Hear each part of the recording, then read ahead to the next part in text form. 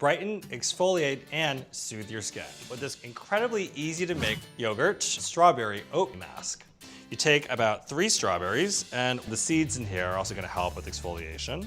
Okay, oats. About 1 tablespoon in here. This is going to gently take away all the dead skin on your face and leave a nice, smooth, polished finish. Honey helps cool the inflammation and some of the flare-ups. Yogurt. This is Stonyfield, organic Greek yogurt. Take 1 tablespoon, and yogurt is delicious, but it's also very soothing for the skin too. And it helps even skin tone when you add this beautiful, cool, and refreshing yogurt. But then we add the one thing you may not have, and this is called Bentonite Clay.